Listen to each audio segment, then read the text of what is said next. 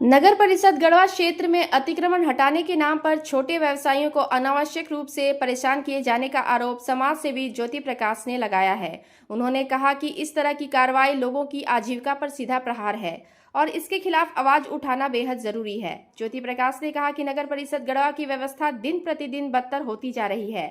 सफाई और स्वच्छता की स्थिति चिंताजनक है, जिसके कारण लोगों में रोष बढ़ा हुआ है। उन्होंने कहा कि जब शहर को स्वच्छ रखना ही मुख्य जिम्मेदारी है तो छोटे दुकानदारों को तंग करना समाधान नहीं है। उन्होंने आगामी नगर परिषद चुनाव को लेकर भी अपनी बात रखी। उन्होंने कहा कि यदि इस बार सीट पुरुष वर्ग के लिए आरक्षित होती है तो वे स्वयं प्रत्याशी बनकर चुनाव लड़ेंगे और यदि सीट महिला वर्ग के लिए होगी तो उनकी पत्नी विभा प्रकाश चुनाव मैदान में उतरेंगी। ज्योति प्रकाश ने दावा किया कि यदि जनता उन्हें मौका देती है तो गढ़वा के विकास के लिए बड़ी लंबी लाइन तैयार की जाएगी और शहर में वास्तविक बदलाव लाया जाएगा।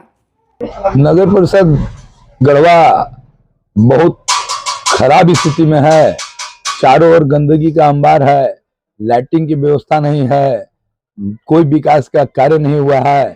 सिर्फ और सिर्फ मकान बनाकर सरकार के द्वारा पैसा लेकर और उसमें कमाई का जरिया बन गया है।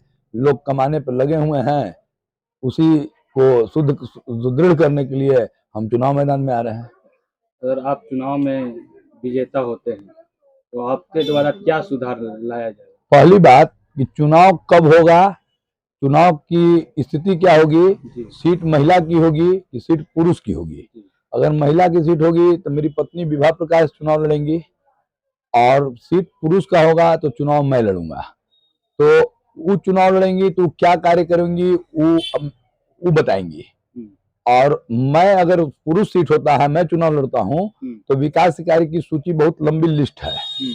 आप बगल में चले जाइए डाल्टनगंज, वहां नगर पंचायत अध्यक्षा अरुणा शंकर हैं और वहां की लाइटिंग की व्यवस्था, रोड की व्यवस्था, नदी के किनारे बने हुए घाट की व्यवस्था को देख लीजिए। और उसके बाद आप चले जाइए मझियाओं, चले जाइए गढ़वा से बना हुआ, बाद में बना हुआ लातेहार। और आप कभी रांची से लौटते होंगे तो वहां की लाइटिंग की व्यवस्था देखते होंगे। तो ये सारी स्थिति इतना बद से बदतर हो चुकी है, जब मन तब व्यवसायियों को नोटिस दिया जाता है कि आपने अतिक्रमण कर लिया है, जबकि नाली के बीच में बने हुए पुल जाम होने के वजह से नाली सफाई नहीं हो पा रही है और उसके वजह से लोग वहां पर गंदगी फैल रही है।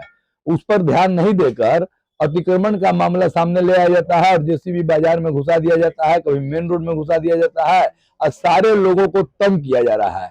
यह सारी व्यवस्थाओं को दुरुस्त करेंगे।